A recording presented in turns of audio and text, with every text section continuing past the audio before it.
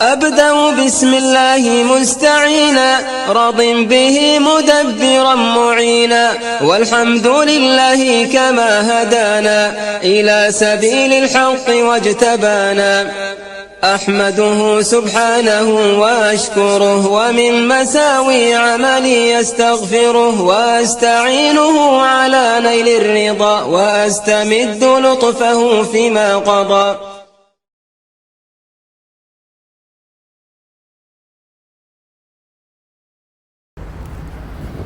Bismillahirrahmanirrahim. Wassalatu wassalamu ala rasulillah. Assalamu alaikum wa rahmatullahi wa barakatuh. Mes chers frères et sœurs, bienvenue dans cette nouvelle vidéo Follow Me for Hijra. J'espère que vous vous portez bien, que vous allez tous bien, ainsi que vos familles, que ce soit les familles, les muhajiroun qui sont déjà installés en terre d'islam, que ce soit aux Émirats ou dans d'autres pays musulmans dans le monde, et également les familles qui sont en voie de départ, qui s'apprêtent à partir ou qui envisagent de manière proche qu'Allah vous préserve et facilite dans votre entreprise ou dans les entreprises que vous faites, c'est-à-dire le fait d'entreprendre cette hijra et vos entreprises, que ce soit en termes de commerce et dans vos affaires en général. Voilà, j'ai pour habitude de faire une petite vidéo d'update un peu pour vous donner un peu l'atmosphère, l'ambiance du moment et ce qui se passe et comment nous, en tant que muhajiroun ici aux Émirats, comment on évolue. Et alhamdoulilah, ça fait du bien un petit, comme ils disent, une petite piqûre de rappel. Ça peut être source de motivation pour certains. Ça aide d'autres à peaufiner leur projet de hijra, bi'idhnillah. Tout d'abord, on me pose toujours cette question. Il y a beaucoup de gens qui viennent en ce moment. Est-ce qu'il y a beaucoup de muhajiroun en ce moment? Et on pose aussi l'autre question. Est-ce qu'il y en a beaucoup qui repartent? Donc pour vous donner quelques nouvelles à cette question qu'on me pose toujours, est-ce qu'il y a beaucoup de muhajiroun qui viennent? Eh bien il y a toujours autant de familles qui viennent habiter aux Émirats, et que ce soit des expatriés français ou des muhajiroun qui viennent fi sabilillah, eh bien il y a pas mal de gens qui s'installent aux Émirats et je pense que ça c'est parti pour augmenter. Et en parallèle, on a aussi des gens qui partent. Il y a une vague de familles qui sont parties en Égypte. On a une vague de familles qui sont parties en Égypte dernièrement. Je sais pas, je peux compter, je pense qu'il y a bien une dizaine plus qui sont partis en Égypte. En fait, j'ai remarqué ça parce que à chaque fois je parlais, je voyais les frères. Il y a des frères je voyais plus, mais après j'entendais que c'était parti en Égypte. Et notamment les frères de Majez et tout ça, il y a pas mal de frères qui sont partis en Égypte. Donc je sais pas, ça peut s'expliquer par différentes choses, hein. Notamment l'augmentation du coût de la vie, comme on a pu l'évoquer dans des vidéos précédentes. J'avais dédié une vidéo sur l'augmentation du coût de la vie, c'est-à-dire l'augmentation des prix de l'immobilier et tout ça. Donc ça, c'est une raison pourquoi les gens partent en Égypte. Et d'autres préfèrent juste se déplacer d'un émirat à l'autre. Parce que comme vous savez, il y en a qui, comme je vous ai dit, il y en a qui habitent à Dubaï, qui sont venus habiter à Sharjah parce que c'est moins cher que Dubaï. Et il y en a de Sharjah qui sont partis habiter à Ajman. Et j'ai même des gens qui sont de Sharjah qui font habiter à Ras Al Khaimah. Je pense qu'il y en a pour tout le monde en fait. Et la hijra, c'est pas... En fait, ce qu'il faut se dire, c'est que la hijra, c'est pas une expatriation. Un expatrié, qu'est-ce qu'il fait? Il vient ici, soit il a obtenu un job, un bon travail en fait à distance. Et donc il vient s'installer ici pour pouvoir justement travailler. Donc il a un bon salaire, il a un package avec l'école offerte pour les enfants. Donc il adopte un certain niveau de vie assez cher. Et en fait, à un moment donné, lorsque ça va plus au travail, qu'il quitte son travail, souvent il rentre en France. Ça, c'est la vie de l'expatrié. On va dire le cycle de vie de l'expatrié ou son cheminement. Maintenant, le muhajir, c'est pas un expatrié. Le muhajir, il doit pas venir ici pour essayer se mettre dans un confort qui peut se permettre dans un premier temps parce qu'il vient avec des économies. Et dès que ces économies finissent, il retourne. En fait, le muhajir doit savoir faire des concessions. Les concessions, c'est le fait d'accepter de rétrograder son rythme de vie ou son niveau de vie. C'est vrai que l'insan, l'âme, lorsqu'elle a goûté aux bonnes choses, on a du mal à rétrograder. Il y a des gens, subhanallah, ils sont à Dubaï, ils payent très très cher.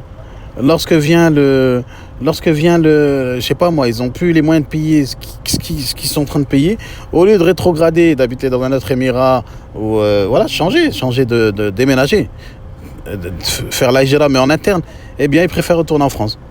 Donc on a vu plein de fois des gens qui se retournaient comme ça, qui se retournaient en France parce qu'ils ne pouvaient plus assumer le cadre de vie qu'ils avaient eux-mêmes mis en place. Donc ils se sont mis dans un cadre, ils ont mis un certain niveau et ils ne veulent pas descendre en dessous de ce niveau-là. Et en fait, ça, c'est pas ça la hijra. Ça, c'est loin de la hijra. Ça, c'est plutôt l'expatriation. Donc il faut distinguer entre l'expatriation et la hijra. Il y a des gens qui me contactent via la chaîne Follow Me for Hijra. Ils me contactent, ils me disent moi, je viens pour la hijra. Il y en a qui me disent moi, je viens pour une opportunité. Il y en a même un qui m'a dit attention, moi, je suis pas un muhajir, je préfère te le dire de suite. Je suis venu, je me rappelle, son audio m'a vraiment fait rire. Il s'est vraiment désavoué de la hijra ou du statut de muhajir et tout pour clarifier. Donc, après, on n'est pas dans les nias, on n'est pas là pour juger. Alhamdulillah, le fait de quitter un pays où en fait on peut pas vraiment montrer sa religion ou la pratiquer de manière correcte et devenir dans un pays musulman, c'est sûr que quand vous mettez la niya ou quand vous venez la niya de la hijra, quand vous venez avec une niya pour trouver un travail et gagner votre vie, c'est différent. Il y a vraiment une différence entre ces deux actions-là. L'un, Allah il lui pardonne tous ses péchés, il lui promet maintes refuges et abondance, et l'autre, eh bien, il aura ce pourquoi il a émigré, que ce soit pour une femme ou que ce soit pour un travail. Et bien, lorsque ce travail finira ou qu'il ne marchera pas, et bien, il retournera à case départ. Ou c'est pour une femme, s'il divorce, l'histoire elle se finira là. Alors que le muhajir, son histoire elle se finit pas là. Le muhajir, son histoire elle se finit au moment où en fait il a son but ultime, c'est de mourir en terre d'islam avec sa famille, de faire grandir ses enfants en terre d'islam, de pouvoir progresser dans sa religion, de pouvoir mettre en place des choses dans lesquelles il va s'élever et progresser au niveau religieux. Et ça aussi, je fais une petite parenthèse, il y a un problème également, c'est que quand on vient ici, parfois on est pris par son projet. J'ai des frères qui me disent, ça fait des années, en fait, j'étais sur un projet de ça, donc j'ai pas eu le temps de faire talib al-ilm, j'ai pas le temps d'apprendre l'arabe, j'ai pas le temps d'aller au durus. Donc ça fait 5-6 ans qu'il est là, mais il sait pas parler l'arabe. Pourquoi ? Parce que il est occupé dans le dunya, le dunya l'a pris en fait et il peut pas. Et des fois c'est pas forcément l'argent. Moi j'ai dalil que c'est pas forcément l'argent parce que j'ai un merkez en langue arabe et j'ai même invité des gens par exemple à étudier gratuit et en fait ils n'arrivent pas à assumer, ils viennent pas. Même c'est gratuit. Donc ça veut dire qu'il y a un problème. Il y a un problème quelque part. On perd en fait nos repères. Quand on est en hijra, on perd nos repères parce qu'en fait cette dunya nous prend. Le shaitan nous fait craindre la pauvreté. On craint la pauvreté, donc on pense que c'est en s'acharnant et en faisant que tijara qu'on va avoir la baraka, et parfois on part. Alors qu'en fait, subhanallah, il y a des paroles sur le fait que vous allez à la mosquée. En fait, il y en a qui disent va pas à la mosquée pendant la prière. Pendant le travail, tu peux pas prier à la mosquée. J'ai entendu des versions comme ça. En France, on a entendu ça, des gens qui interdisent les gens de prier. Alors que dans quand on apprend la science et tout, il y a des paroles par rapport au fait que Allah il s'occupe de notre risque, qu'en fait nous on prie, tu fais ta prière à l'heure et tout. Et parmi les plus grandes causes de risque, c'est as-salah, ad-du'a ou l'istighfar. Ça c'est les mashayikh qui disent ça, les ulama qui disent ça. Salat, du'a ou l'istighfar. L'istighfar c'est une des plus grandes causes en fait de risque pour qu'Allah il vous augmente. Sauf que pour faire ça, il faut l'ilm, donc il faut apprendre pour en avoir conscience. Et voilà.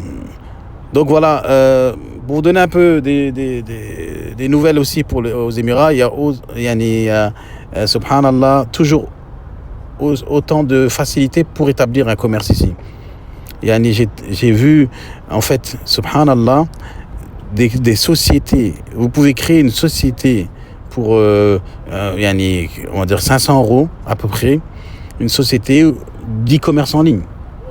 Vous savez, les gens qui sont justement, il y a les sœurs, les femmes au foyer qui sont artisans ou qui savent faire des choses. Vous savez, les sœurs, elles aiment bien faire, je sais pas moi, par exemple, elles vendent des bougies, elles créent des bougies, elles les vendent, ou elles créent du parfum, ou elles créent, je sais pas moi, des bijoux.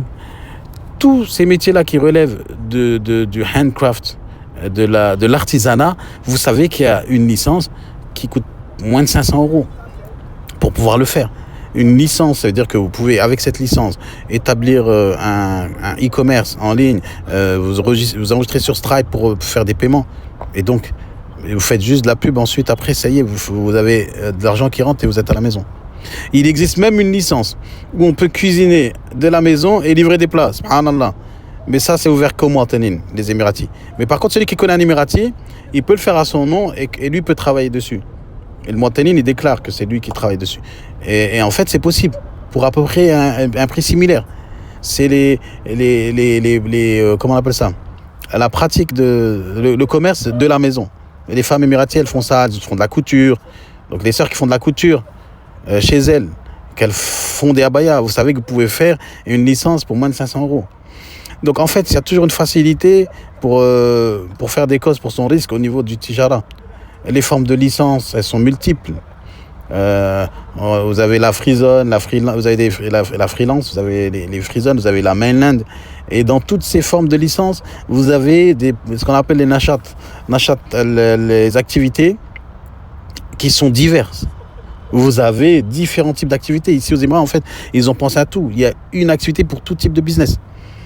Donc ça, c'est quelque chose en fait qu'il faut que j'aime bien partager cette information-là parce que les gens ne savent pas. Et même ceux qui font des visas, ceux qui achètent des visas, par exemple, pour pouvoir rester aux Émirats 2 ans, sachez que maintenant, il y a des offres, par exemple, de free zone qui font des sociétés avec 2 visas, dont un visa qui est gratuit à vie. Et donc, en fait, si 2 personnes s'associent pour faire cette société-là, 2 amis, je sais pas, vous êtes en binôme, vous voulez faire la hijra, vous pouvez vous associer tous les 2 sur ce visa-là. Et subhanallah, obtenir l'iqama tous les 2 sur une société dont vous allez diviser les frais par 2, ça va vous coûter 2 000 € par an, mais vous allez être indépendant. Indépendant, en plus, vous pouvez faire du commerce. Donc il y a vraiment des facilités. Aujourd'hui, les gens, il y en a beaucoup qui sont dans le domaine de la restauration, on a vu dans la communauté. Et ça, c'est un domaine, il faut beaucoup d'argent pour lancer ici. Mais maintenant, il y a des nouvelles formes. Les Émirats, ils ont fait ce qu'on appelle les cloud kitchen. Ça, je sais que ça existe en France. Mais là, ils ont fait des cloud kitchen. Vous pouvez pas seulement louer un local qui est juste une cuisine. En fait, le concept de la cloud kitchen, c'est vous ouvrez une cuisine, vous louez un local avec une cuisine. Et cette cuisine, vous créez un menu. Vous créez vos plats, vous faites un menu, vous vous inscrivez sur toutes les applications de livraison comme Deliveroo, Talabat, Noon, et ensuite, vous apparaissez en ligne comme un restaurant. Sauf que les gens ne viennent pas manger sur place. Donc celui qui a un bon concept, il peut lancer ça. Ça coûte largement moins cher que d'ouvrir un restaurant avec des salles assises, du staff et tout. Vous savez même qu'aux Émirats, il y a ce qu'on appelle des incubateurs de cuisine cloud. Ça veut dire en fait, c'est un incubateur où en fait, ils louent des partitions de cuisine pour chaque entreprise. Et donc, vous louez une cuisine qui est déjà tout équipée, vous n'avez rien besoin de mettre. Vous avez même la licence, ils fournissent même la licence avec. Et ça coûte largement moins cher qu'un restaurant. Et vous savez qu'il y a même des business qui partagent des cuisines, pour ceux je parle dans la restauration, qui font des cuisines partagées, où en fait vous partagez des temps de cuisine sur une cuisine qui est partagée avec à l'intérieur comment on appelle ça, des partitions, tout ce qu'il faut en fait pour une cuisine. Vous pouvez faire un moindre coût pour 1 000 € par mois par exemple, avoir une cuisine, elle est partagée avec d'autres personnes, mais vous avez un temps précis où vous pouvez faire vos plats. Vous avez tous les frigos avec contrôle de la température. Vous avez des rangements pour mettre vos boîtes et tout ce que vous avez besoin pour votre commerce. Et vous n'avez même pas besoin de licence. Donc il y a des choses ici, des facilités en termes de tijara qui sont énormes. Et là, je ne vous parle que d'un seul domaine-là. Je ne vous parle pas des autres domaines. Et bien dans tous les domaines, ils ont essayé de développer au maximum pour faciliter. Donc ça, c'est un peu les nouvelles ici aux Émirats. Si vous voulez, si vous avez des questions, parce que j'aimerais bien poursuivre cette conversation-là pour vous donner des updates sur l'Émirat, mais ça va très très vite là. Je vous invite à laisser des commentaires sur des thématiques que vous voulez aborder. Et en fait, je vais voir est-ce que je peux créer du contenu dessus ou peut-être organiser des petits des webinars ou des entretiens individuels pour les familles qui veulent s'installer. Qu'Allah vous préserve tous. N'hésitez pas à partager la vidéo. Plus il y a de partage, plus il y a de hijra. Et abonnez-vous à la chaîne. En fait, il y a un truc qui est incroyable. C'est que la chaîne Follow Me for Hijra, le nombre de personnes qui la connaissent ne reflète pas le nombre d'abonnés. C'est-à-dire qu'il y a beaucoup de gens qui la suivent sans s'abonner. Et en fait, si vous abonnez, vous faites que du khair. Parce que plus vous êtes d'abonnés, plus d'autres personnes vont s'abonner. Et plus il y a d'abonnés, plus il y a de hijra. Et c'est un khair. Hafidhakumullah, assalamu alaikum wa rahmatullahi wa barakatuh.